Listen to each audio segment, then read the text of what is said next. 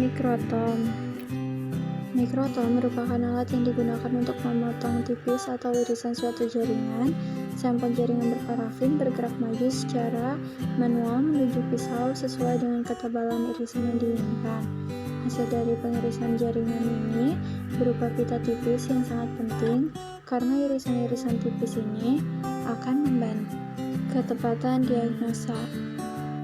Mikrotom berfungsi untuk menyayat atau memotong jaringan seperti jaringan tumbuhan, hewan menjadi irisan yang sangat tipis sehingga mempermudah pengamatan di bawah mikroskop. Mikrotom juga membantu dalam persiapan potongan tipis untuk analisis histologi yang memungkinkan ilmuwan dan ahli biologi untuk memahami struktur dan fungsi jaringan biologis. Bagian-bagian alat dari mikrotom. Secara umum, mikrotom ini memiliki bagian-bagian terpenting, yaitu skala pengatur ketebalan sayatan biasanya terdapat di bagian kanan atas badan mikrotom. Skala ini dapat digeser ke kiri dan ke kanan sesuai dengan ketebalan sayatan yang diinginkan. Lalu ada pisau mikrotom yang merupakan komponen yang bisa menentukan kualitas sayatan dan untuk memotong bahan menjadi bagian tipis dengan presisi. Lalu ada pegangan blok jaringan yang merupakan komponen yang menghubungkan mikrotom dengan blok jaringan yang hendak disayat. Lalu ada pengatur jarak yang berfungsi untuk mengatur blok jaringan dengan mata pisau. Adapun bagian-bagian lain dari mikrotom yaitu ada waste tray atau tempat sampah, the lock spanner of hand wheel, kunci pas roda tangan, hand wheel roda tangan, the lock spanner bolt holder, kunci pas dudukan pisau, knife carrier pembawa pisau, the lock spanner of blade, kunci pas pisau. Selanjutnya ada spesimen dam, spesimen lembab, scale indication atau pengatur skala, the adjust knobs of scale atau knob menyesuaikan skala, bolt holder, dudukan pisau, speed hand wheel atau kecepatan roda tangan. Penggunaan alat pada mikrotom terbagi menjadi dua. Yang pertama yaitu untuk mikroskop cahaya. Biasanya bahan ini pertama-tama difiksasi dan dibekukan atau dibenamkan ke dalam parafin. Jadi bagian-bagiannya itu biasanya setebal 3-20 mm dan biasanya diiris dengan pisau baja. Ya, lalu yang kedua ada untuk mikroskop elektron. Biasanya difiksasi diikuti dengan pembenangan dalam resin seperti araldin atau air dan bagian-bagian diiris dengan pisau gelas atau pisau intan ultramikrotom setebal 2-100 nanometer. Lalu ada jenis-jenis mikrotom. Yang pertama ada rotary mikrotom atau mikrotom putar yang bekerja menggunakan suatu tuas pemutar 360 derajat yang dapat menggerakkan blok jaringan secara vertikal ke atas atau ke bawah serta dapat mengubah posisi blok ke arah depan dan belakang. Yang dilengkapi dengan pisau khusus yang dapat memotong blok parafin dengan ketebalan mencapai 2-3 mikron dan mudah digunakan pada hampir semua jenis potongan jaringan, baik jaringan yang bersifat keras, rapuh, ataupun berlemak. Dan mikrotom ini terdapat dalam beberapa jenis, mulai dari jenis manual yang mengharuskan semua pergerakan mikrotom diatur oleh operator, atau jenis semi otomatis yang memiliki satu motor penggerak otomatis juga tuas pemutar manual, hingga jenis otomatis yang dilengkapi oleh dua motor penggerak dan tuas dengan fungsi lebih. Proses otomasinya pada mikrotom ini itu dapat mengurangi kesalahan pada proses pemotongan berulang serta mengurangi efek kecelakaan kerja yang sering terjadi pada mikrotom manual. Selanjutnya ada sliding mikrotom. Pada mikrotom jenis ini itu pisaunya berada pada satu posisi tetap. Kemudian blok parafin ini digeserkan pada mata pisau sehingga didapatkan pita jaringan yang diinginkan. Pada jenis lainnya, blok parafin yang berada pada posisi diam dan mata pisau yang bergerak memotong blok. Mikrotom jenis ini itu digunakan untuk memotong blok jaringan sliding dan blok parafin yang berukuran besar. Lalu yang terakhir ada rotary rocking mikrotom yang umumnya digunakan dalam kriostat. Bagian retraksi menggerakkan blok jaringan menjauhi pisau pada bagian atas sehingga menghasilkan permukaan datar pada blok jaringan. Salah satu kunci utamanya itu pada proses ini pemotongan dengan mikrotom pisau yang digunakan. Nah, saat ini digunakan dua jenis pisau, ada pisau stainless steel yang sekali pakai, pisau gelas, dan pisau berlian. Untuk pemotongan rutin dan kriotoni digunakan pisau stainless steel sekali pakai, sedangkan dua jenis pisau lainnya digunakan untuk sediaan yang diamati dengan mikroskop elektron dan menggunakan blok plastik resin. Pisau yang tajam akan menghasilkan potongan halus dengan ketebalan 2-4 mikron. Terdapat pula pisau yang dilapisi dengan politetrafluoroetilen atau PTFE yang dapat mempermudah dan mengurangi faktor menghambat proses pemotongan. Selanjutnya ada teknik pemotongan yang terbagi menjadi dua, yaitu potongan kasar dan potongan halus. Potongan kasar. Proses potongan kasar atau trimming merupakan proses atau pemotongan blok jaringan yang bertujuan untuk membuang kelebihan parafin yang menutupi jaringan sehingga permukaan jaringan dapat terbuka dan bisa dihasilkan pita jaringan yang utuh.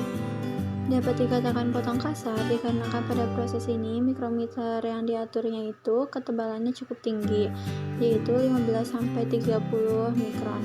Pada proses ini perlu dilakukan dengan teliti karena jika tidak dapat mengakibatkan artefak pada pita jaringan.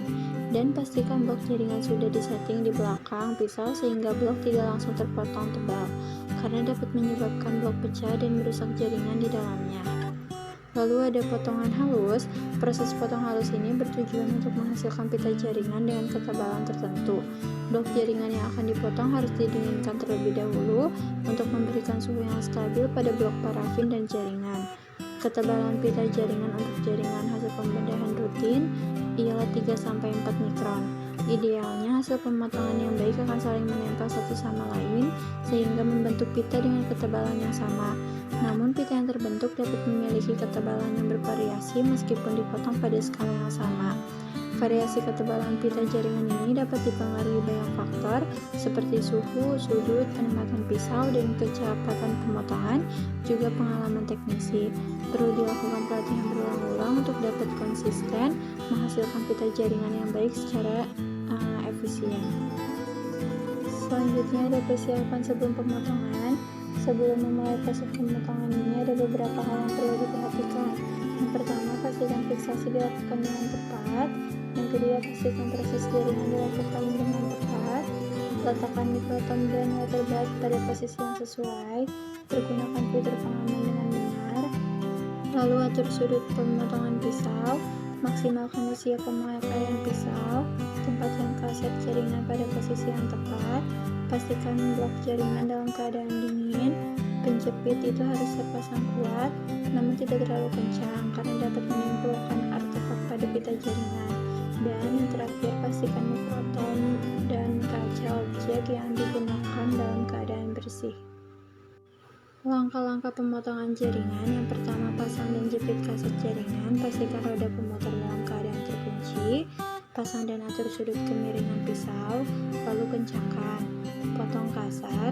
Tempatkan blok jaringan pada posisi yang tepat dengan mengatur tuas pemotong kasar. Buka pengunci tuas pemutar, lalu gerakan roda pemutar secara perlahan sampai blok jaringan sedikit mengenai permukaan pisau. Tekan tuas pemotong kasar. Mulai proses pemotongan dengan memutar roda pemutar searah jarum jam. Hentikan proses pemotongan ketika permukaan jaringan sudah terbuka. Lalu lepaskan tuas pemotong kasar. Lalu jika ingin dilakukan potong halus, atur ketebalan jaringan yang diinginkan dengan memutar knob pengatur ketebalan dan memperhatikan skala ketebalannya.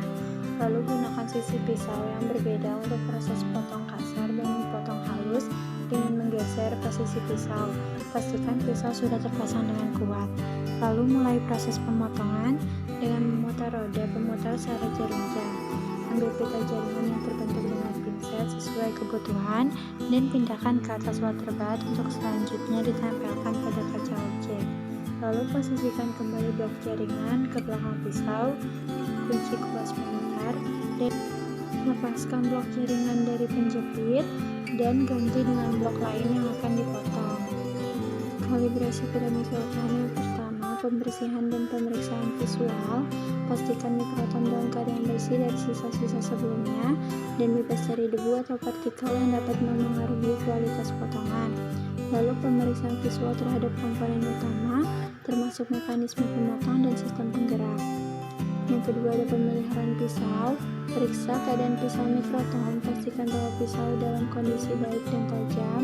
Jika pisau tumpul atau rusak, pertimbangkan untuk menggantinya atau mengasahnya sesuai kebutuhan. Penyesuaian ketebalan potongan. Sesuaikan pengaturan ketebalan potongan pada mikrotom sesuai dengan kebutuhan eksperimen atau metode yang digunakan. Lalu gunakan sampel kontrol dengan ketebalan yang diketahui untuk memastikan pengaturan yang akurat. Lalu yang keempat ada penyesuaian kecepatan potongan. Tentukan kecepatan potongan yang sesuai untuk jenis sampel yang sedang diproses. Kecepatan yang tepat dapat meminimal kerusakan selama proses pemotongan. Lalu yang kelima ada verifikasi sudut pisau. Pastikan sudut pisau pada mikrotom telah dikalibrasi dengan benar untuk memastikan potongan yang presisi. Lakukan pengukuran sudut secara rutin dan sesuaikan jika diperlukan. Lalu yang keenam ada pengaturan alat. Periksa dan kalibrasikan perangkat lunak atau sistem otomatis pada mikrotom jika ada. Pastikan bahwa kontrol elektronik atau perangkat lunak dapat diandalkan dan menghasilkan potongan yang konsisten. Lalu yang ketujuh ada uji kinerja. Gunakan sampel kontrol yang diketahui untuk menguji kinerja mikrotom setelah dikalibrasi. Periksa hasil potongan dengan mikroskop untuk memastikan ketepatan dan kualitasnya. Lalu yang kedelapan ada dokumentasi. Catat hasil kalibrasi termasuk pengaturan yang digunakan dan hasil pengujian kinerja. Selanjutnya simpan dokumentasi ini sebagai referensi untuk kalibrasi mendatang dan sebagai bagian dari pemeliharaan alat secara keseluruhan. Troubleshooting pada alat mikrotom ini bisa terjadi karena pemotongan jaringan yang keras seringkali sulit dilakukan. Hal ini dapat terjadi karena proses fiksasi yang kurang baik atau karena proses yang terlalu lama atau berlebihan.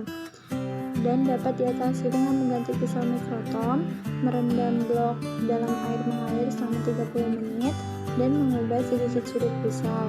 Jika masih sulit dilakukan, gunakan sedikit sabtonan ajuan pada permukaan blok. Dan selanjutnya setelah didapatkan pita jaringan yang sesuai, yaitu proses plating atau penempatan pita jaringan pada air hangat sebelum ditempelkan pada kaca objek. Proses ini bertujuan untuk membantu mengurangi lipatan pada pita jaringan dan dipastikan air yang digunakan itu bersih, suhu air tidak terlalu panas dan tidak terlalu lama. Dibiarkan mengambang di atas air karena dapat menimbulkan artefak pada jaringan. Setelah pita untuk menghilangkan sisa air yang masih terperangkap di bawah pita jaringan, proses pengeringan bisa dilakukan dalam oven atau di atas hot plate.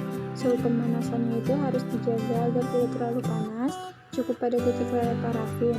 Suhu yang terlalu panas itu dapat menyebabkan adanya perubahan. Untuk berbagai jaringan juga dilakukan pada 30 derajat Celcius selama 1 malam. Sediaan yang telah benar-benar kering dapat dilanjutkan dengan pewarnaan sesuai dengan kebutuhannya masing-masing. Di sini dapat dilihat perawatan pada mikrotom. Untuk menghasilkan pita jaringan yang baik itu harus dilakukan secara berkala agar mikrotom itu dapat bekerja dengan baik. Yang pertama yaitu lepaskan blok jaringan dari penjepit blok. Pastikan tuas dalam keadaan terkunci sebelum hal ini dilakukan. Lepaskan dan bersihkan pisau yang telah digunakan dari sisa jaringan yang masih tertinggal. Simpan pada kotak pisau. Bersihkan bak penampung sisa jaringan. Bersihkan mikrotom dengan lap kering atau halus. Tutup mikrotom dengan kain atau plastik agar tidak terkena debu. Lumasi bagian gerak mikrotom secara berkala. Lakukan pemeriksaan berkala minimal 1 tahun sekali oleh teknisi. Yang terakhir ada pembacaan data hasil dari mikrotom. Pembacaan data mikrotom ini dapat melibatkan beberapa langkah penting untuk menganalisis irisan yang dihasilkan dari proses pemotongan jaringan menggunakan alat mikrotom. Berikut ini ada beberapa prosedur pembacaan data hasil mikrotom. Yang pertama, persiapan. Dipersiapkan hewan uji yang sesuai dengan kriteria yang ditentukan, seperti tikus putih yang memenuhi kriteria inklusi. Lalu pengelompokan, pilih hewan uji yang memenuhi kriteria inklusi dan ambil sebanyak 30 sampel.